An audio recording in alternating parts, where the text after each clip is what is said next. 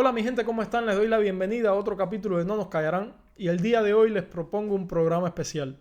Estamos a 2 años de las mayores protestas registradas en la historia de la nación.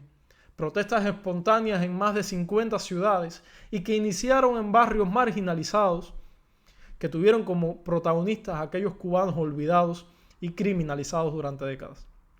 Esos cubanos salieron a la calle y hablaron en nombre de la nación y pidieron libertad, democracia y respeto a los derechos humanos.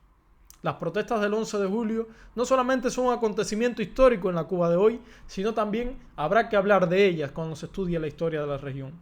Lo que ha pasado luego, a 2 años de esa histórica fecha, es una estela de represión y de violaciones a los derechos humanos que ha golpeado a la nación.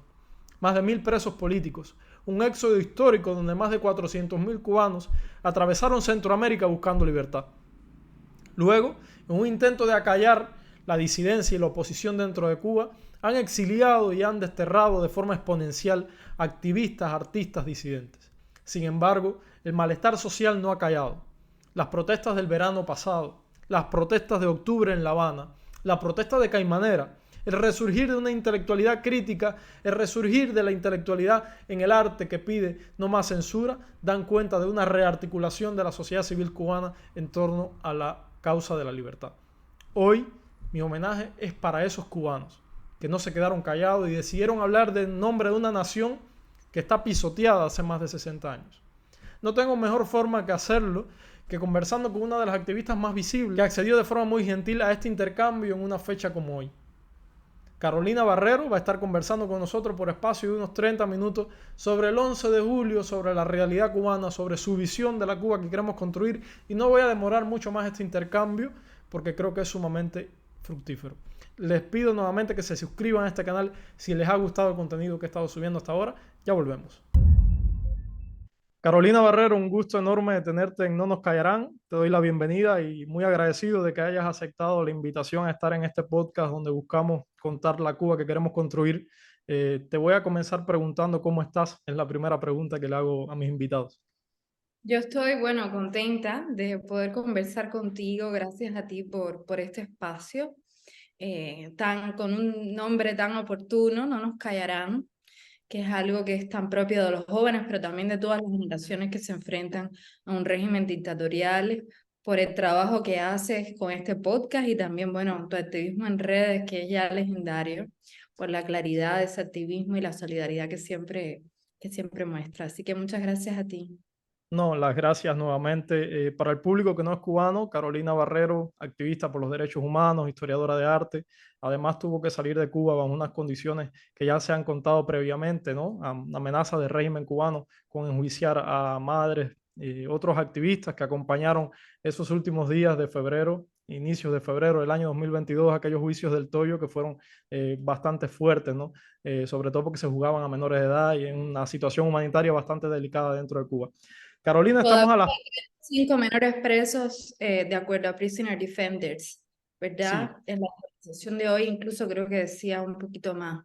Eh, o sea que y esa cifra probablemente siga creciendo como la de los presos políticos en general, porque el régimen no deja de encarcelar, ¿no? y es tremendo, estamos a las puertas del segundo aniversario del 11 de julio. Han pasado 2 años, que han sido 2 años donde la represión ha ido incrementándose de forma exponencial. Tenemos activistas desterrados, tenemos jóvenes que no participaron el 11 de julio, pero participaron posteriormente en las protestas del verano pasado, donde había una situación tremenda con relación a los apagones. Tenemos los jóvenes de Caimanera también en prisión.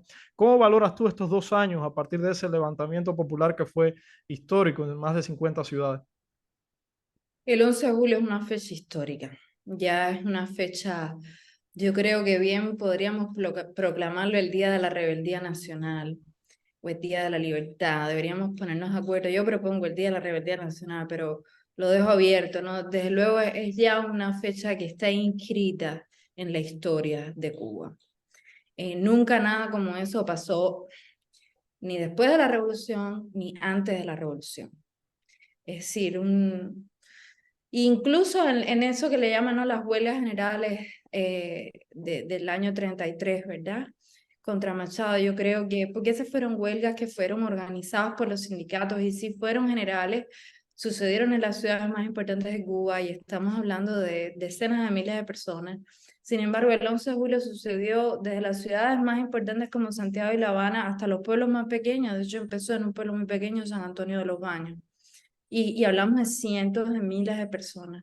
Eso es algo inédito. Eso es un tipo de protesta que hasta para la región latinoamericana tiene unas particularidades que la hacen muy especial y que todavía no creo que acabemos o alcancemos a comprender la significación profunda que tiene, ¿no?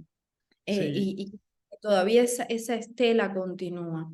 Eh, Incluso a pesar de la represión, que en estos 2 años ha sido brutal, que ha dejado más de 1000 presos políticos, que hace que Cuba sea el país de las Américas con más presos políticos del continente por mucho, y uno de los países del mundo que más presos políticos por habitante tiene también, sin duda, a pesar de que muchos otros hemos sido exiliados, estamos hablando del éxodo también más grande de nuestra historia, a pesar de que la represión sigue siendo brutal, el movimiento de protestas no ha podido ser acallado. Y esa es en buena medida parte de la estela que dejó ese 11J. El 11J puede suceder en cualquier momento, otra vez. Eso lo saben los ciudadanos cubanos perfectamente, pero sobre todo lo sabe el régimen. Y de hecho a mí me gustaría recordar que un día 10, como hoy, un día como hoy, hace 2 años, nadie tenía la menor idea que al otro día iba a suceder el 11 de julio. es verdad. Todos nos acostamos esa noche y no teníamos la menor idea de que algo como eso iba a suceder, como tampoco el día 5 de mayo sabíamos que iba a haber un 6 de mayo que era un caimanera, ¿no? Y creo que es bastante, nadie podría negar que ese espíritu de la resistencia, ese espíritu de la rebeldía, ese espíritu contestatario, está muy latente en el día a día de todos los cubanos. Ese disgusto, no solo contra, entre comillas, el gobierno o el régimen, sino esa necesidad de cambio y de cambio democrático profundo. Eso está muy latente. No creo que nadie lo pueda negar en Cuba ni fuera de Cuba, ¿no? Creo que eso, si existe una verdad, es esa. Y es algo, y es una verdad que el régimen no ha podido borrar después de estos 2 años. Yo estoy de acuerdo contigo y sobre todo por acá pasaba Leonardo Fernández Otaño y me hablaba de la naturaleza de las protestas del 11 de julio, ¿no? Él lo hacía con mucha sabiduría, es una naturaleza popular porque obviamente surgió en los sectores más populares. Hasta ese momento habíamos visto una articulación de lo que significaba la intelectualidad, el movimiento artístico, pero ese día rompió con lo que había estado ocurriendo, ¿no? Hasta ese momento. Y a mí me gustaría mucho preguntarte, porque vimos un repliegue de la no quiero decir de la disidencia, pero sí de la intelectualidad crítica y demás a partir del 15 de noviembre, que puede suceder que las fuerzas se replieguen, sin embargo, estamos viendo un resurgir de esa intelectualidad crítica, estamos viendo una asamblea de cineastas que se está articulando contra la censura, y a mí me interesaría mucho, yo sé que tú participaste en lo que fue el 27 de noviembre, una fecha histórica de la que hay que sacar también aprendizaje de cómo valoras que esto ocurra. Yo digo siempre que los cubanos que estamos fuera tenemos una visión para acompañar y no de juzgar. Sin embargo, de los eventos históricos hay que sacar también aprendizaje. ¿Qué significa que los cineastas estén articulándose en torno nuevamente a ellos contra la censura independientes de instituciones del Estado que son censoras como es el ICAI, pero sin embargo nuevamente vayan a ellos buscando soluciones y buscando respuestas a sus demandas, ¿no? Yo creo que lo que mejor le pudo pasar a movimientos de protesta es que la protesta fuera tomada por lo popular el 11 de julio, ¿no? Y que Estoy de se acuerdo. expandiera hacia la ciudadanía. Esto es probablemente lo mejor que le pudo pasar a movimientos de protestas en su conjunto. Los intelectuales, los artistas, los escritores, los cineastas, los dramaturgos, siempre han sido una parte catalizadora, ¿verdad?, de nuestra lucha por los derechos civiles y políticos en Cuba. No solo ahora, siempre ha sido así. En todos los momentos, en todas las épocas, no por gusto, incluso en las luchas por nuestra independencia, grandes poetas también fueron parte de los conspiradores y los organizadores que llevaron adelante la contienda y que tuvieron un papel, por supuesto, indispensable. El más conocido Martí, pero hay muchos otros, ¿no?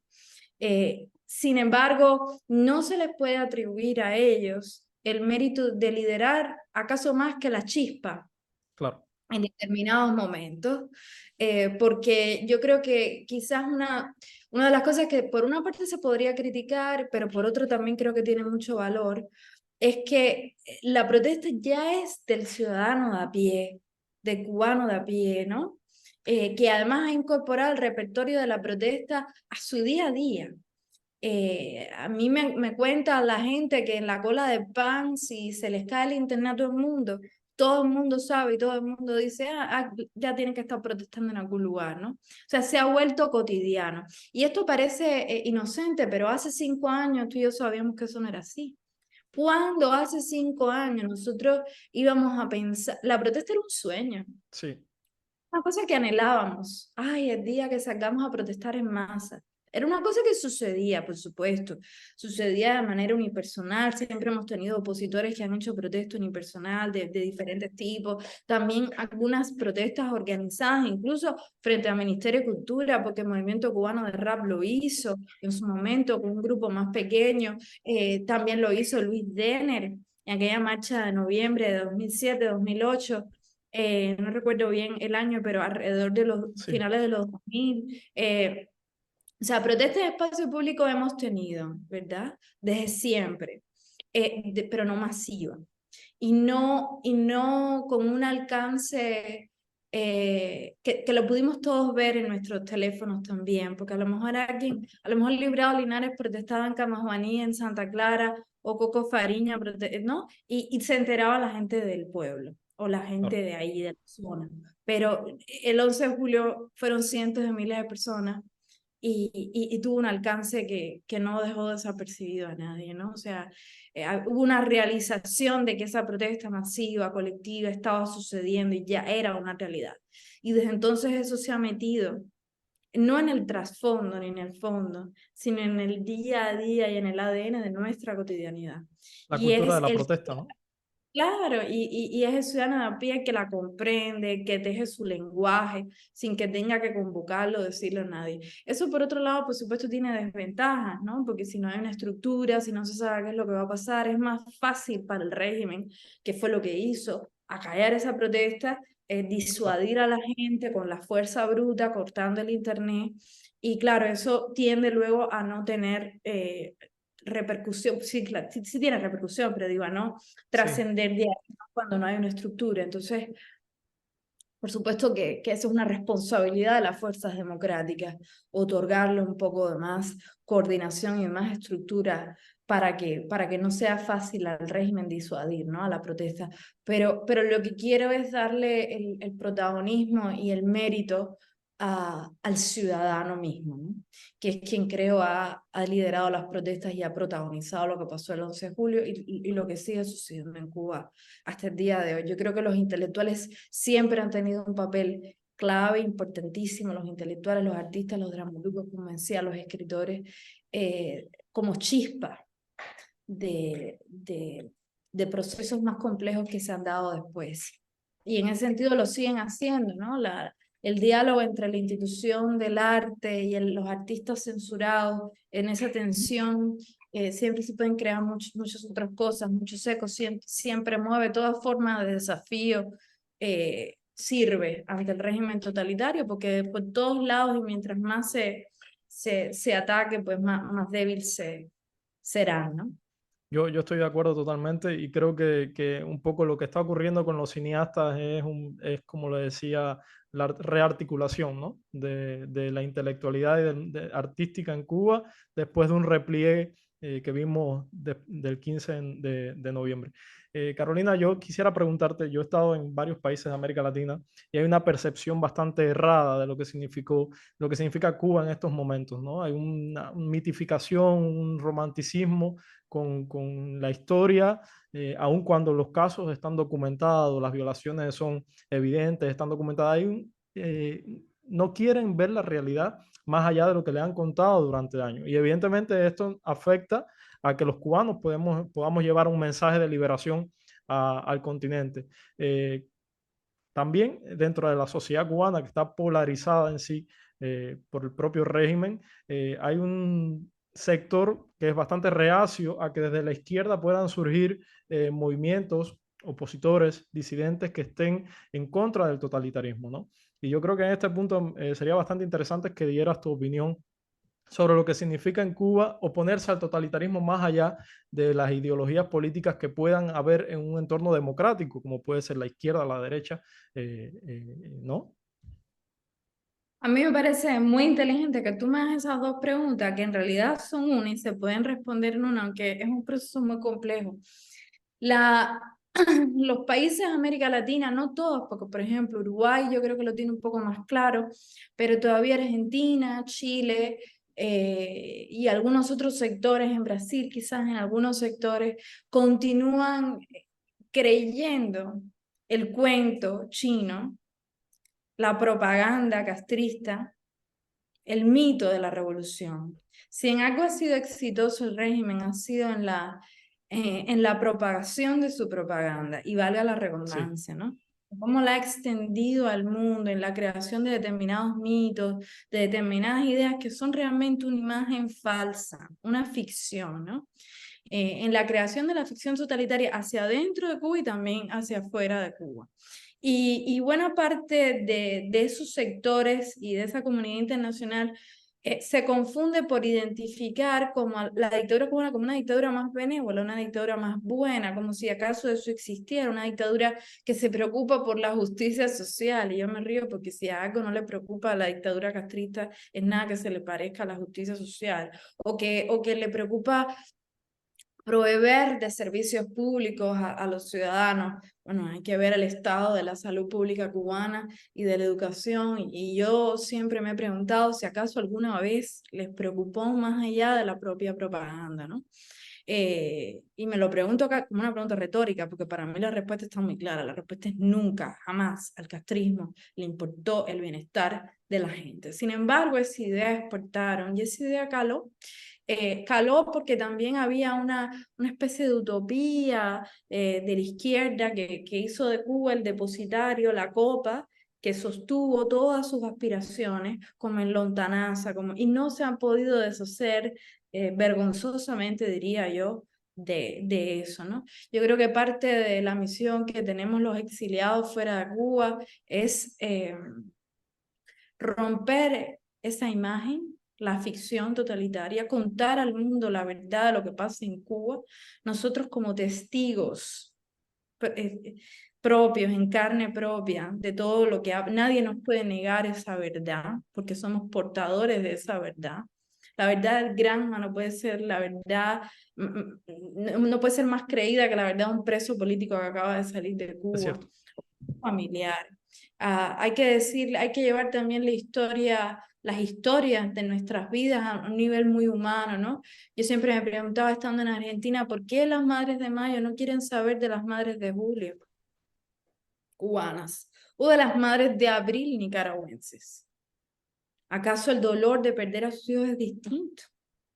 Yo creo que no, el dolor de una madre por tener un hijo preso, un hijo desaparecido, un hijo muerto, que en Cuba también han muerto, es el mismo y es universal. Y no hay ninguna razón de ningún tipo para diferenciar ambas cosas. Por otra parte, es la polarización, que es también una estrategia del régimen, porque distrae, ¿verdad? La distracción ideológica. Esto se Sí, trata de una batalla de la derecha contra la izquierda, cuando en realidad se trata de una batalla y de una pelea contra la dictadura y contra el autoritarismo. eh, Hace que ciertos sectores vean no solo a una oposición de izquierda a la dictadura, ¿no? Y pienso en el joven Leonardo Romero Negrín, con su cartel Socialismo sí, represión no, derecho a tener derechos, que fue violentamente agredido el 11 de julio, el 30 de abril, que estuvo preso semanas, que luego fue expulsado de la universidad y que continúa siendo perseguido dentro de Cuba, que es un joven de izquierda, él se proclama así, sino también a quienes defendemos la necesidad de esa pluralidad como lo soy yo, que a pesar de no ser una joven de izquierda, defiendo no solo el derecho de las personas a profesar la ideología que quieran, porque yo no voy a ser como el régimen, claro. sino estaría haciendo lo mismo, haciéndole una pareja ideológica a quienes piensan diferente. y se trata precisamente, si de algo se trata la libertad y la democracia, es del respeto a las discrepancias políticas.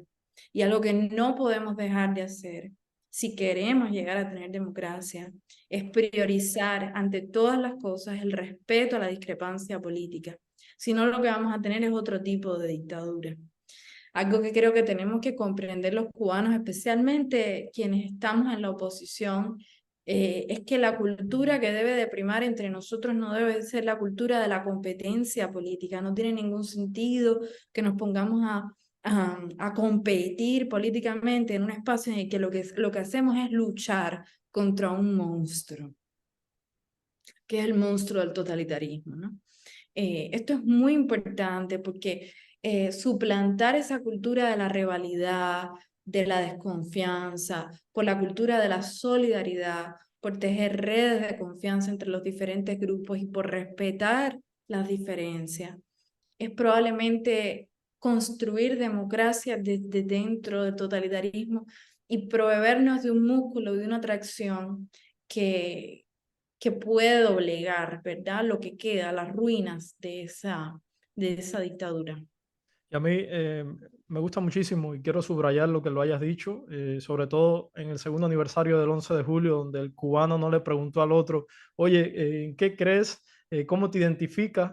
Vimos a cubanos en masa salir pidiendo libertad, dignidad, derechos humanos, que son valores universales, ¿no? Y que son transversales a cualquier tipo de ideología en un ambiente de democracia. Y otra de los parteaguas, a mí me gusta llamarlo así, porque cuando uno toca el tema de Cuba, sale a resurgir en cualquier escenario en el que te encuentres, es el embargo.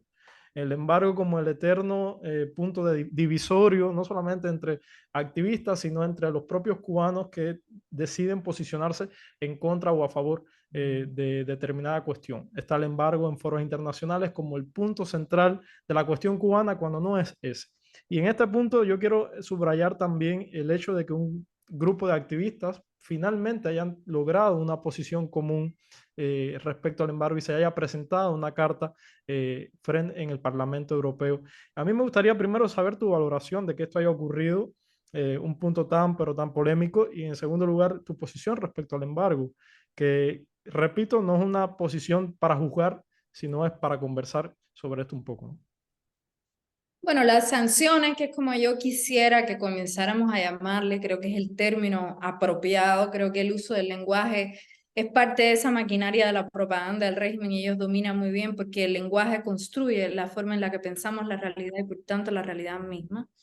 Yo creo que ese embargo, esas sanciones económicas han sido un chivo expiatorio para la dictadura, en el sentido de que ellos dentro de su narrativa la han usado muy bien a la figura del bloqueo, del embargo, de las sanciones en general para victimizarse, cuando en realidad se trata de victimarios.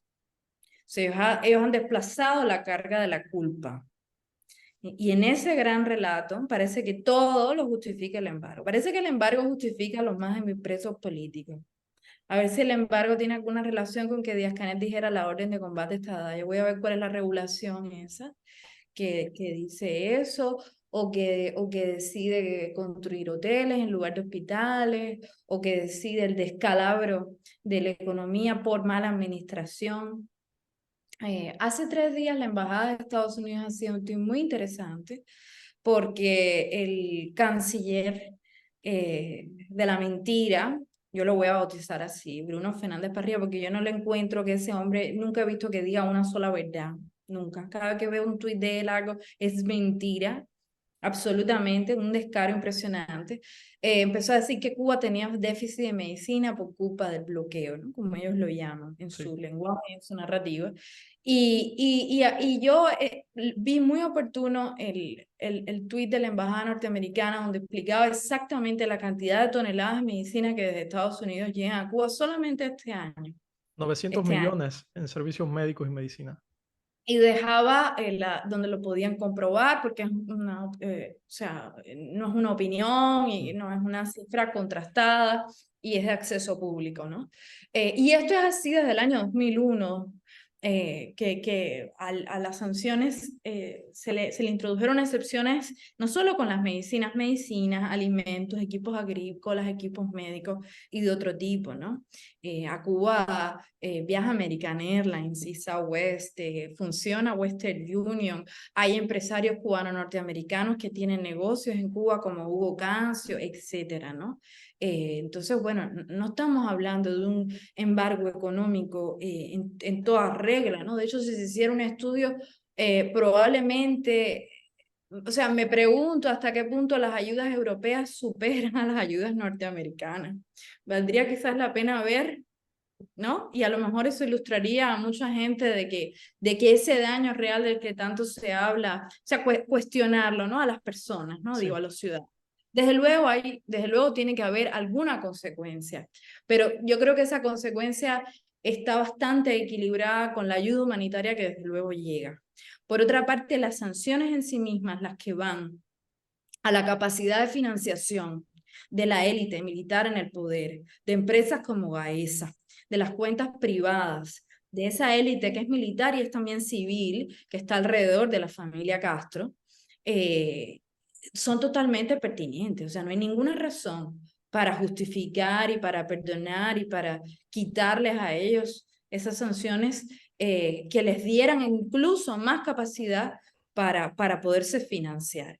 No hay ninguna razón para que Lukashenko sí las tenga y le parezca bien al mundo entero, o Ortega sí las tenga y le parezca bien al mundo entero, y no las tenga Raúl Castro y Díaz-Canel y las empresas y las cuentas de Gaesa, que por otra parte son tan mentirosos que niegan su existencia, porque también han dicho barbaridades como esa, ¿no? Que además negocian y lavan el dinero de Rusia, del ELN en Colombia, que tienen una base militar china. ¿Cuál es la justificación para perdonarle al primer aliado de Putin en Latinoamérica estar económicamente sancionado? Son ellos, no es Cuba. Esto es otra cosa que la narrativa del régimen ha hecho y ha hecho muy bien. O sea, ellos han homologado régimen a partido, a Cuba, todo es la misma cosa. No, no, no, no. Ustedes son los usurpadores del poder. El pueblo cubano es otra cosa. La ciudadanía cubana es otra cosa. La ciudadanía cubana son los oprimidos por ustedes que son los usurpadores del poder y Cuba es esa gente. Ustedes son los usurpadores. Las sanciones son para ustedes, no para Cuba. Son a sus cuentas, son a sus negocios, es a su corrupción, es a su capacidad de financiamiento. Y esto es algo que tenemos que distinguir muy bien. Y por supuesto, ellos son completamente sancionables y sus Claro, negocios también. claro. Yo Creo que es una posición y es de las pocas cosas, perdóname que te sí, interrumpa, por supuesto no todos los opositores cubanos piensan así, algunos son de la idea de que las sanciones solo le sirven al régimen, y bueno, y si se las quitaran, se quedaran sin la justificación. Otros pueden tener estas ideas con con algún matiz, pero cuando hablamos de que se ha alcanzado una posición común, al menos es en un sector amplio, digamos, sí. mayoritario. Yo sí que creo que hay mucha gente que de manera proporcionalmente mayoritaria coincide en este punto y eso es algo muy bueno. En todo lo que podamos intentar establecer consenso, siempre respetando que hay otras opiniones, no es la totalidad, ¿no? Hay otras personas que tienen otro criterio, es importante. Yo estoy de acuerdo y justamente hemos visto en estos días un acercamiento inusitado nuevamente hacia Rusia, un intento de blanquear un sector privado que nace sin libertad económica, que nace al amparo del Partido Comunista, muchas veces liderado por figuras claves dentro del poder y dentro de las Fuerzas Armadas. ¿No te parece que estamos en camino a un, vamos a decirlo, capitalismo estilo Yeltsin en una Rusia postsoviética y qué implicaciones tendría eso para la lucha por la democracia? Yo espero que no, pero hay un riesgo muy grande si si no tenemos en cuenta matices que son complejos. Desde luego, la Unión Europea y en esto parece ser que Washington también han visto con buenos ojos la idea de apoyar al sector privado. ¿no? Yo creo que la ideología que está detrás de eso eh, se basa en la idea de que el Estado cubano ya no puede proveer de servicios públicos, de acaso ningún servicio a la ciudadanía. Ya están incapacitados para hacerlo. Lo único que puede proveer el régimen cubano es de la represión, ¿verdad? La fuerza bruta. No le funciona más nada, no tienen capacidad para proveer de más nada a las necesidades de la gente. Si el sector privado se empoderara, en teoría, le quitaría espacio al totalitarismo, ¿verdad? De controlar y de distribuir riqueza o espacio incluso de intercambio, ¿verdad? Vamos a pensar la economía en esos términos como Sí. intercambio. Y ganando ese espacio, el totalitarismo pierde. Eso en teoría, estoy hablando con palabras muy sencillas, pero es la teoría y la filosofía que subyace tras eso, lo más abstracto posible, más allá de los intereses que sí existen de determinadas personas y de determinado lobby, de determinado sector. En puridad parece como que, bueno, sí, tiene sentido, pero en la concreta, en la Cuba de hoy, quien la conoce mínimamente sabe que no es así precisamente porque se trata de un régimen totalitario y porque todas esas MIPYMES, como ellos les llaman, están inscritas en un registro que el propio régimen aprueba o no. Entonces, ¿cuál es hasta qué punto llega la independencia de ese supuesto sector privado no gubernamental? ¿No? Porque si yo fuera mañana a Cuba a poner una MIPYME, yo o cualquiera, vamos a decir, no yo, que no me dejarían probablemente ni entrar, está por ver. Cualquier otra persona que quisiera poner, por ejemplo, un bufete de abogados independiente No pudiese. para, no sé, para atender incluso las necesidades mismas de ese sector independiente. ¿Y por qué no quizás algún preso? Vamos a decir no preso político, pero que la abogacía independiente se pudiera ejercer en Cuba, que es una profesión que no se puede ejercer. Yo me pregunto si ese emprendimiento lo aprobaría. Estoy segura que no. Estoy segura que no. O cualquier emprendimiento que tuviera que ver con la construcción de un Estado de Derecho. Entonces, ¿de qué empresas estamos hablando? ¿O qué le ¿Cuál es pasaría? Ajá. Y la otra pregunta, que es una pregunta crucial, es quiénes son esos supuestos empresarios. Exacto. Yo conozco a muchos de ellos, y son nietos, y son sobrinos, y son maridos, y son mujeres, y son tal familiares de la propia élite en el poder. O son, peor aún, agentes de la seguridad del Estado que se quitaron el uniforme militar o de eso de agente para ahora ser empresario, el disfraz de la corbata. Cambiaron el verde olivo por la corbata. ¿Entiendes? Y se limpiaron, que es una forma de blanqueamiento, pero el poder económico continúa estando y circulando dentro de la misma élite que antes tenía el poder o que todavía tiene el poder autoritario. Y ahí se hace un traspaso, una transición que perfectamente podemos llamar a lo rumano o a lo ruso, donde tienes un modelo capitalista que ya existe en Cuba, con una oligarquía empoderada, que también ya existe en Cuba, pero se generaliza un poco más, pero no tienes libertades de ningún tipo, y no tienes Estado de Derecho, y no tienes libertad de expresión, ni libertades políticas, civiles, simplemente no tienes libertad. Ni tampoco tienes nada que se parezca a la justicia social, a la igualdad. Sigues teniendo una élite en el poder y sigues teniendo una cúpula que domina políticamente y oprime a los ciudadanos y que además está empoderada económicamente y controla la economía. Totalmente. Entonces,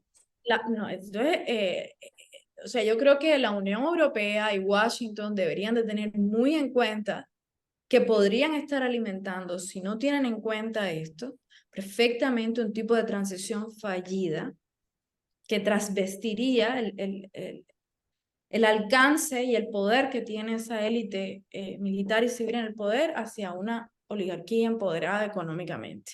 Entonces, no, yo creo que parte de nuestra misión, como yo le llamo las fuerzas prodemocráticas, que incluyen a todo el mundo, a la sociedad civil y también a la oposición y también a los ciudadanos, son todas esas fuerzas que están empujando porque tengamos una transición democrática plena, a defender esa postura. Nosotros queremos una transición plena hacia la libertad, con estado, con prosperidad, por supuesto, y para esa prosperidad es muy importante el sector privado, los emprendedores, es clave, pero con libertad plena y Estado de Derecho. A ese sector privado le deben de importar no solo los intereses económicos, sino también los derechos humanos, los derechos civiles y políticos y la construcción de un Estado de Derecho pleno. Esa es la única forma en la que podemos garantizar que tengamos la transición que queremos. Yo estoy de acuerdo, faltaría ver qué le pasaría a uno de estos empresarios si decide comenzar a expresarse dentro de Cuba. ¿Qué le pasaría a su negocio? ¿Qué le pasaría? ¿No? El Eh, ejemplo es... exactamente. Carolina, nos queda escasamente en 2 minutos y me gustaría en este breve tiempo que me contara si eres optimista con el futuro de Cuba atendiendo a la crisis en la que nos encontramos, a tantas crisis dentro de la enorme crisis humanitaria que se vive en el país. Completamente, sin duda. Yo sé que vamos a ser libres y sé que vamos a tener democracia. Sin algo creo es en eso, por encima de todas las cosas. Yo creo además que ya Cuba no es la misma que hace 3 años o que hace 2 y medio.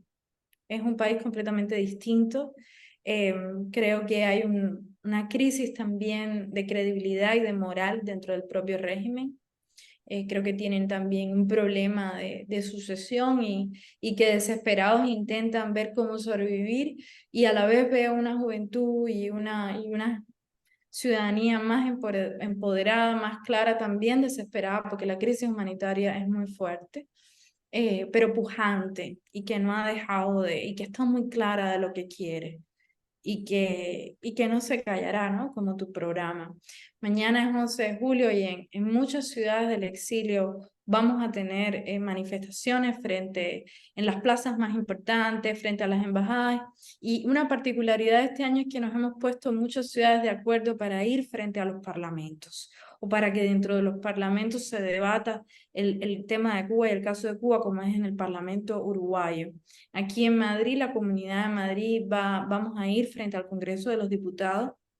Aquí están disueltas las Cortes hasta el 23 de julio, que son las elecciones generales, pero le pediremos y le dejaremos un documento en el Congreso de los Diputados para que de la Cámara que resulte de las elecciones del 23 de julio se tenga en cuenta que la política exterior hacia Cuba de parte del Estado español debe de poner los derechos humanos por encima de los intereses económicos de las empresas españolas en Cuba como Meliá e Iberoestar, ¿no? Que es algo en lo que la política exterior española ha sido, digamos, negligente, por llamarle lo menos, ¿no? Y es una petición que queremos hacer el 11 de julio, además, bueno, invitar a todos los cubanos de Madrid que estén aquí, que puedan venir a las 11 de la mañana a la Plaza de las Cortes, al lado de la estatua de Miguel de Cervantes, a recordar a los presos políticos. Nosotros nunca podemos dejar caer esta fecha, especialmente por los que todavía están presos y porque ya se convertirá siempre para la historia en el día de nuestra rebeldía. Te doy las gracias. Yo estoy totalmente de acuerdo, comparto tu optimismo. Creo que a pesar de tener un país que han roto, un país que muy sufrido, con mucho dolor contenido, tengo la certeza de que vamos a alcanzar la democracia y la libertad para nuestro Yo país. Te doy las también, yo me siento gracias. muy orgullosa de ser cubana, entre otras cosas, porque la historia de Cuba tiene momentos sorprendentes todo el tiempo. Los cubanos somos muy sorprendentes. Yo creo que no hemos perdido nunca la capacidad de sorprendernos a nosotros mismos y la capacidad, la inventiva, la capacidad de imaginar, la capacidad de renacer. Creo en eso como en pocas cosas y por eso sé que vamos a obtener la libertad. Muchas gracias, Carolina Barrero, por Gracias. aceptar la invitación. Un abrazo. Y bueno amigos, hasta aquí el programa de hoy, espero que lo hayan disfrutado. La conversación con Carolina para mí fue bastante fructífera, fue muy interesante, sobre todo a las puertas de una fecha tan importante como es el 11 de julio. Desde ya los invito, en el lugar donde usted se encuentre, a busque su comunidad cubana, busque donde se va a manifestar y vaya por un homenaje a esos jóvenes que hoy se encuentran en prisión y que hace 2 años hicieron historia, protagonizando las mayores protestas registradas en el país en la historia de la nación. Como siempre les digo, si su libertad de expresión se siente amenazada, si ha sufrido persecución o hostigamiento, no dude en hacer una publicación, un tweet con el hashtag no nos callarán y vamos a estar nosotros poniéndolo luego como denuncia en el programa. Estamos en todas las redes. Si nos prefiere escuchar en audio, en el transporte público o haciendo alguna otra actividad, puede hacerlo a través de las plataformas de podcast, Spotify y iVoox. Ahí estamos con el nombre No Nos Callarán. Sin embargo, si prefiere vernos, ver el intercambio en video, la entrevista en video, puede hacerlo a través de las redes sociales, Facebook, Instagram, Twitter. Estamos en todas y por supuesto también en nuestro canal de YouTube, que desde ya invito a que se suscriban. Ha sido un enorme placer encontrarme hoy con ustedes. Hasta pronto.